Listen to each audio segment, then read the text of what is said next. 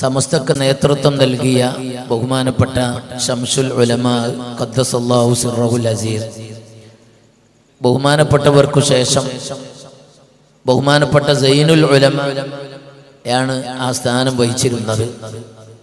സൈനുൽ ഉലമക്ക് ശേഷം സമസ്തയുടെ കാര്യദർശിയായി, ജനറൽ സെക്രട്ടറിയായി ആരെയാണ് അവരോധിക്കേണ്ടത്, നിയമിക്കേണ്ടത് എന്നതിനെക്കുറിച്ചുള്ള ചർച്ചകൾ പല സ്ഥലങ്ങളിലും വെച്ച് നടന്നപ്പോൾ അതിനുള്ള അന്തിമ തീരുമാനം നടത്താൻ ബഹുമാനപ്പെട്ട പാണക്കാട് സയ്യിദ് ഹൈദർ അലി ശിഹാബ് തങ്ങളെ സംയുക്തമായി സമസ്ത കേരള ജംഇയ്യത്തുൽ ഉലമയുടെ മുശാവറ യോഗം ഏൽപ്പിക്കുകയാണ് ഉണ്ടായത്.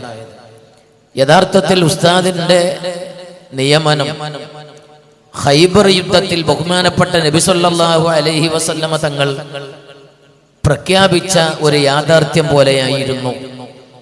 തലേ ദിവസം അല്ലാഹുവിന്റെ റസൂൽ പ്രഖ്യാപിച്ചു, ഞാൻ നാളെ യുദ്ധത്തിന്റെ പതാക ഒരാളുടെ കയ്യിൽ തരാൻ പോകുകയാണ്. മുറഹിബ് വെല്ലുവിളിച്ച് പലരെയും കൊലപ്പെടുത്തി പരാജയപ്പെടുത്തിയപ്പോ റസൂലുള്ളാഹി തങ്ങൾ പ്രഖ്യാപിച്ചു, നാളെ ഞാൻ ഒരാളെ ഏൽപ്പിക്കാൻ പോകുകയാണ്. യഫ്തഹുല്ലാഹു ബിയദിഹി, അദ്ദേഹത്തെ കൊണ്ട് അള്ളാഹു നമുക്ക് വിജയം നൽകും. നാളെ ആ പതാക ഞാൻ ഏൽപ്പിക്കാൻ പോകുകയാണ്. എല്ലാവരും അത് കേട്ട് തിരിച്ചുപോയി. ഹദീസിൽ കാണാം, ഫലമ്മാ അസ്ബഹു ഗദൗ ഇലാ റസൂലില്ലാഹി സ്വല്ലല്ലാഹു അലൈഹി വസല്ലം വകുല്ലുഹും യർജു അൻ യുതാഉ റായ. അവരെല്ലാവരും വീട്ടിലേക്ക് തിരിച്ചുപോയി. നേരം പുലർന്നു, എല്ലാവരും റസൂലുള്ളാഹിന്റെ അരികിലേക്ക് തിരിച്ചു വന്നു. വകുല്ലുഹും യർജു, എല്ലാവരും ആഗ്രഹിക്കുന്നത് അവർക്ക് ആ പദവി അള്ളാന്റെ റസൂല് കൊടുക്കണമെന്നാണ്.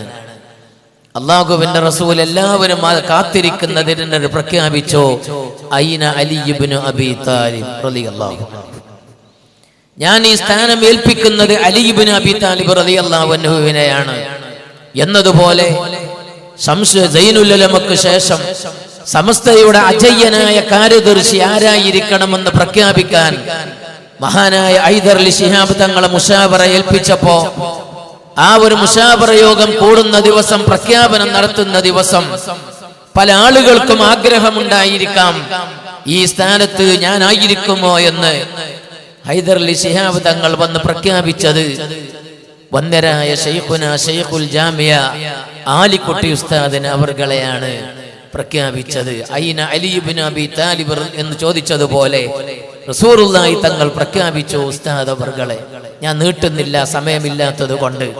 ഉസ്താദിന് ഈ മഹത്തായ ഈ ഒരു ഉപഹാരം നൽകാനും ആദരിക്കപ്പെടാനുമുള്ള ഈ ഒരു മഹത്തായ പദവിയിൽ എത്തിയത് ഒരു പണ്ഡിതന് ഏറ്റവും അനിവാര്യമായ വിനയം.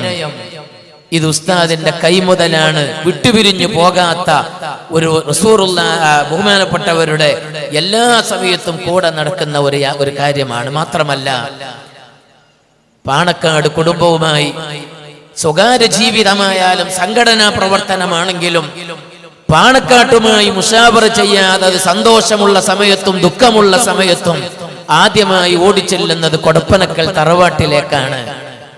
മഹാന്മാര് രേഖപ്പെടുത്തി, മൻ ഖാലത്ത സാദത നാല സിയാദത വസആദത, മൻ ഖാലത്ത സാദത നാല സആദത വസിയാദത. അഹ്ലു ബൈത്തുമായി ബന്ധം പുലർത്തുന്ന ആളുകൾക്ക് ഉന്നതമായ സ്ഥാനവും വിജയവും അല്ലാഹു നൽകുമെന്ന് മഹാന്മാര് രേഖപ്പെടുത്തിയത് വളരെ പകൽ വെളിച്ചം പോലെ തെളിയുന്നത് വന്ദനായ ശൈഖുന അവരുടെ മാത്രമാണെന്ന് നമുക്ക് മനസ്സിലാക്കാൻ സാധിക്കും. അത്രമാത്രം വിനയത്തിന്റെ ഉടമയായ, താഴ്മയുടെ ഉടമയായ, എല്ലാവരോടും ഒരേ നിലയിൽ പെരുമാറുന്ന അതിന് കഴിവുള്ള ആ ഉസ്താദിന്റെ വിനയം കൊണ്ടാണ് സർവശക്തനായ അല്ലാഹു സുബ്ഹാനഹു വ തആല ഇത്രയും മഹനീയമായ ഒരു പദവിയിൽ വന്ദരായവരെ എത്തിച്ചത്. സർവശക്തനായ അല്ലാഹു സുബ്ഹാനഹു വ തആല ഉയർച്ചയിൽ നിന്നും ഉയർച്ചയിലേക്ക് എത്തിക്കട്ടെ. സമസ്തയെ മരണം വരെ നയിക്കാനുള്ള ആയുരാരോഗ്യം തൗഫീഖും അല്ലാഹു സുബ്ഹാനഹു വ തആല പ്രദാനം ചെയ്യട്ടെ. രോഗങ്ങളിൽ നിന്ന് രക്ഷപ്പെടുത്തി, ഹാസിദീങ്ങളുടെ ഹസദിൽ നിന്നും സാഹിരീങ്ങളുടെ സിഹറിൽ നിന്നും രക്ഷപ്പെടുത്തി പരിപൂർണ ആരോഗ്യത്തോടുകൂടെ മരണം വരെ നമുക്കും സമസ്തക്കും നേതൃത്വം നൽകാൻ വന്ദനായ ശൈഖുന അവർക്ക് അല്ലാഹു തൗഫീഖ് നൽകട്ടെ എന്ന് മാത്രം ഞാൻ ദുആ ചെയ്യുന്നു.